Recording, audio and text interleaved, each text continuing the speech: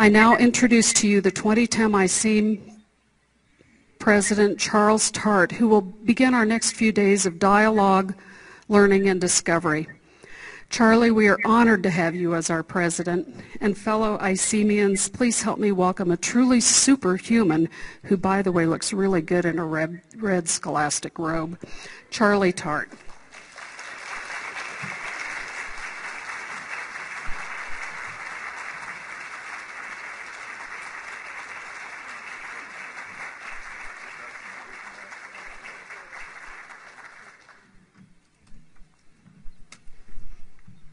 I guess I'm expected to tell a joke or something, right? So yes, hello Charles. I guess you know me, I'm Kiran Schmidt, and I had applied last year to be presenter at your conference, Evidence-Based Spirituality, but I did not get an answer to this email, nor to any one of the other emails. The last one was an offer to donate 2 court systems to your institution to help you out of your financial problems. Again, I don't know what is the cause for this subtle denial or just miscommunication. But as you know, I'm very interested in spirituality, and I will use this now as a chance to or initiate a dialogue. Maybe it stays a monologue as it is now, but let's talk about your idea of spirituality and what I consider spirituality, looking at some of your talk.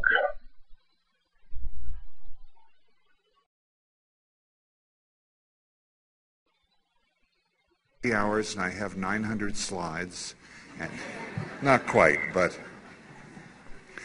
it's a very important topic. First, I have to get over the introduction. You know, when people introduce me like that, and I sit there and I'm kind of embarrassed. You know, who are they talking about? It's like for many years when I heard people say, "Sir," I'd look behind me for, you know, who was the real grown-up there. So when I hear these kind of introductions, I think, you know, this is the real me, actually, you know, and what in the world are they on to? So, okay, Charlie, I will not address you as a superhuman being as you were introduced at your conference, and also I won't say sir, because with true humility you say this is not something you react to. So let's just talk to you as Charlie, and you can say Kiran to me. I hope that's okay for you.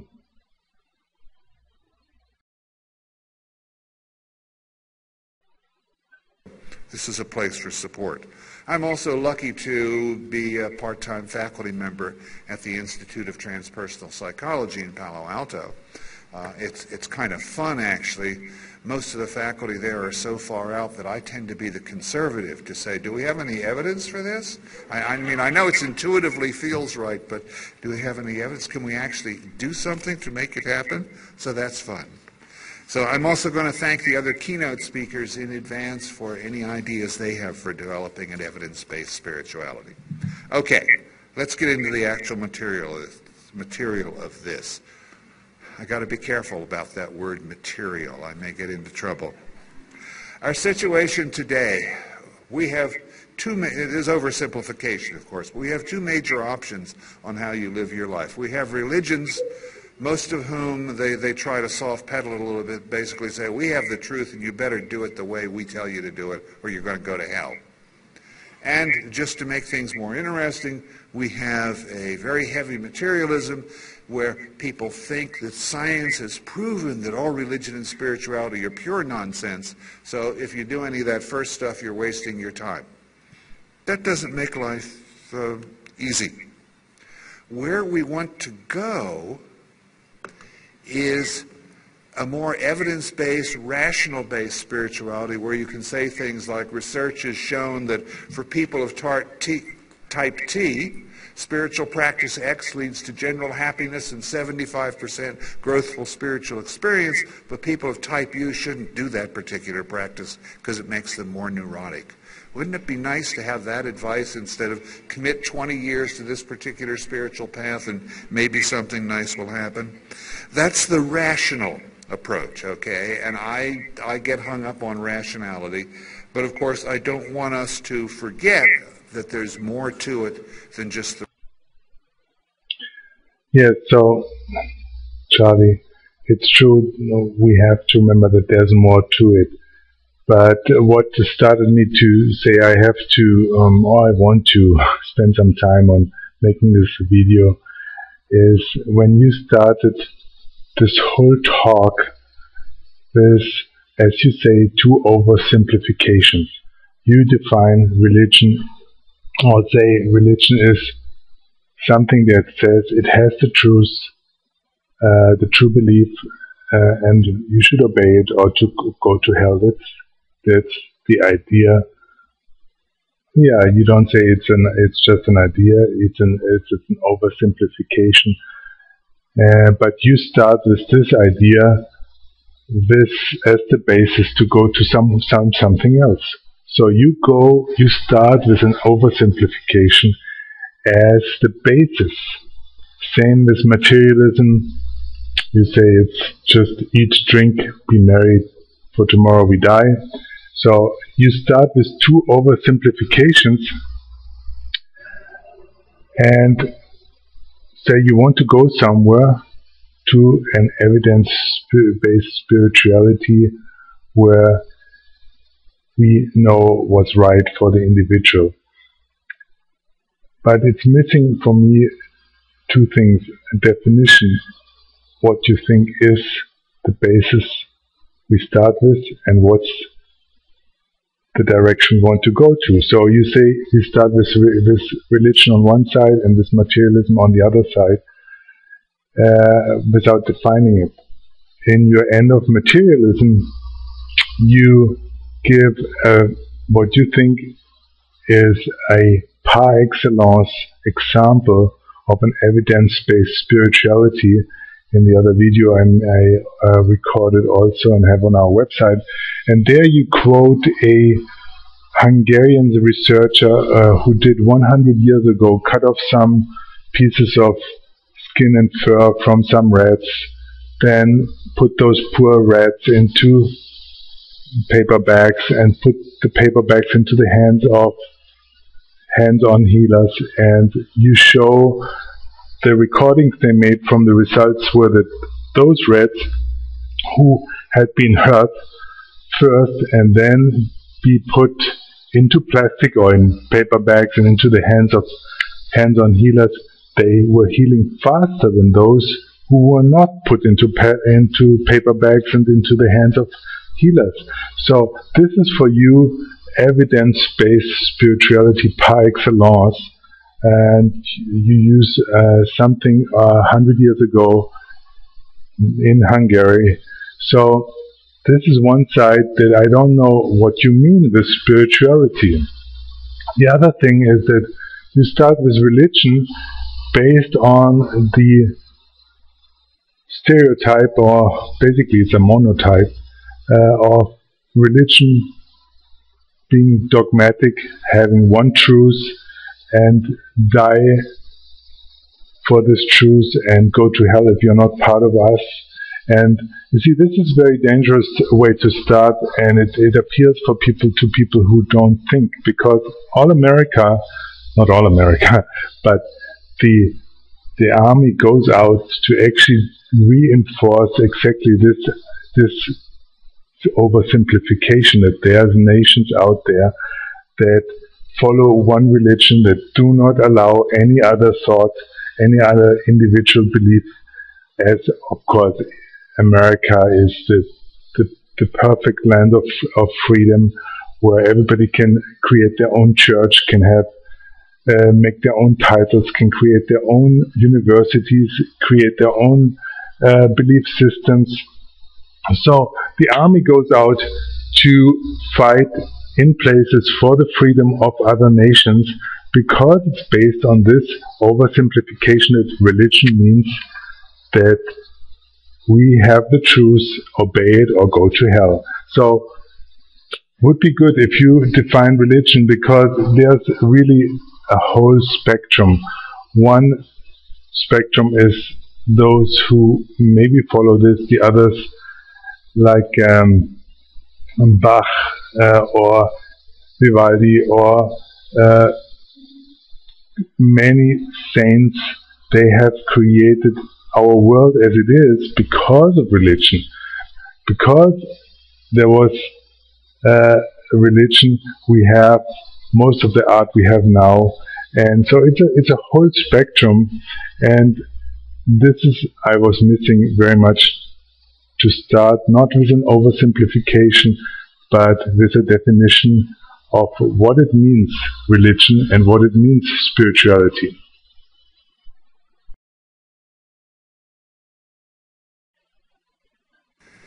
Has there been any progress in religion or spirituality in the last few centuries?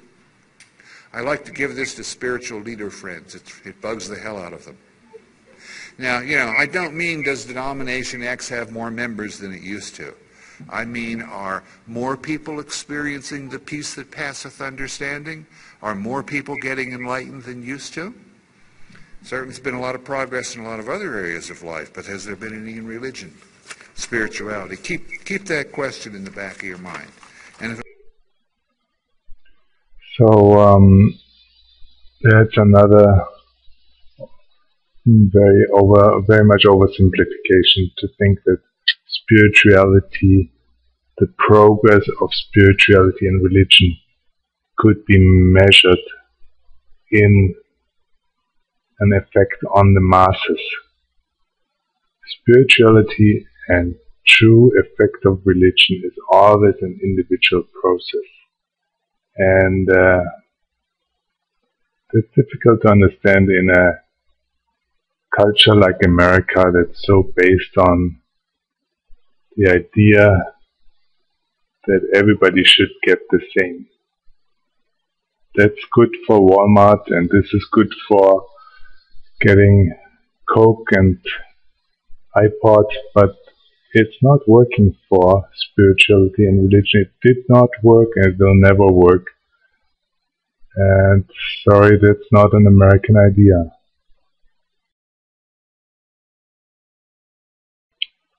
all this stuff. Well, one way we do it is that we start with what may be considered spiritual virtues or general human virtues, and that's things like honesty, openness, curiosity, humility, and skepticism. Honesty, being totally truthful about what we know, and also having the courage to be honest about what we don't know. Sometimes I say, I'm really glad I'm a scientist rather than a spiritual leader. Because if I was a spiritual leader, I'd never be allowed to admit that, no, my tradition doesn't understand that. But as a scientist, I could say, we don't know. So that's interesting, and it's another oversimplification. A spiritual teacher who is saying, who cannot say we don't know, is truly a very simple teacher. A spiritual teacher that I consider very highly was Socrates, and he started saying, I know that I do know nothing. So why do you start with all these oversimplifications? It's always falling into the same American idea that makes the army go out to free all those nations that have all those spiritual teachers that cannot say that they don't know, that are dogmatic, that know always better.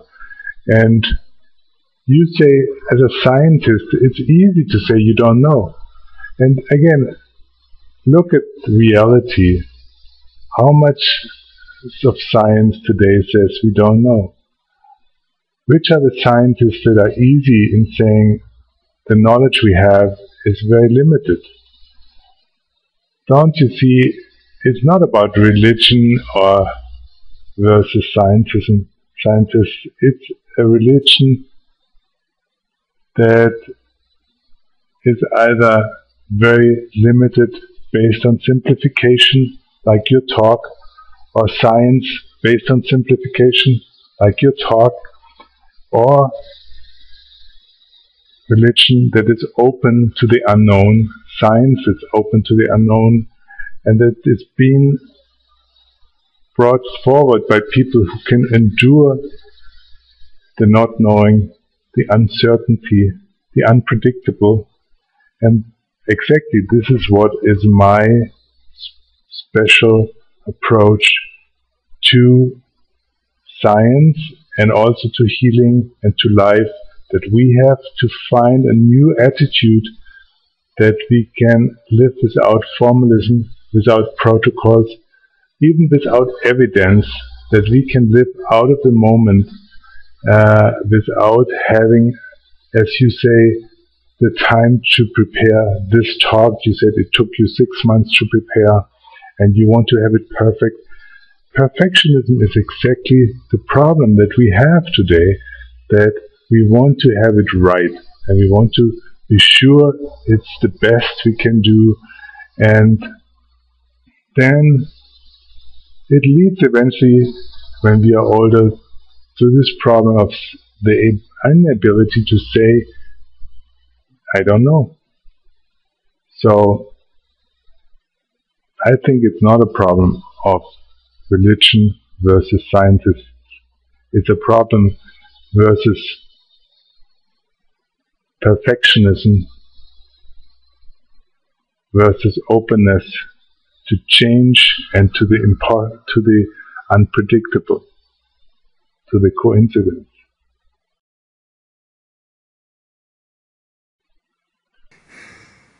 So let's come back to that question I said I wanted to fester in the back of your mind and disturb you.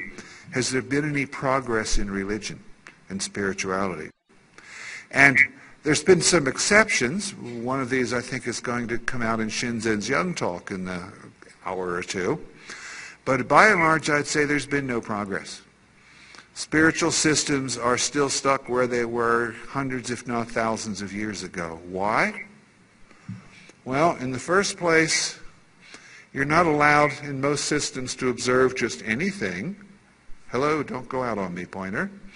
There are permitted observations, which are already recorded in the sacred scriptures, and that's what you're supposed to base your observations on. You're generally not encouraged to think about what these mean because it's already been revealed what these mean, and there's dogma about the sacred meaning of these particular things. You do not question those things. Hello, come back slide. Did I push? So let's come it back. Let's have it come back here, and I want to make an point on this. This is your idea that you present to the whole world from the Institute of Subtle Sciences, a very subtle and oversimplification about religion and spirituality. You, because you're American, of course, you can know what thousands of years, millions of spiritual seekers were doing has proven a failure. It has been proven a failure because there was no development, because you, American from Palo Alto, know that spirituality, as you see it, means that there are only permitted observations, that there is a revelation dogma, that there's regulations by colleagues, that failure means sin, heresy. And can't you see that this is the American oversimplification? That's why they have made really religion a joke, where you can make your own church, you can make yourself a cardinal, you can make yourself a bishop. It took me 5 minutes to open my own church. America has made religion a joke, because this is the best way to get it out of the way of shopping experience, because shopping is what counts. And what you propose here is the oldest of all oversimplifications of America that in a way has penetrated most parts of the world, and where it has not penetrated because, of course, too much dogma, too much fear, the American army goes in. So let's hear what else you have to say about this. Observations, which are already recorded in the sacred scriptures, and that's what you're supposed to base your observations on.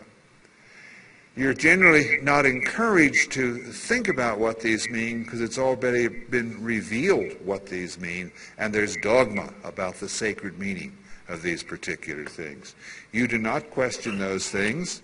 Hello, come back slide. Did I push the button that blank things? No. It's hibernating. Think active thoughts to make the electrons flow better. All right, I'll make it up without slides. I used to be able to talk before PowerPoint slides came along.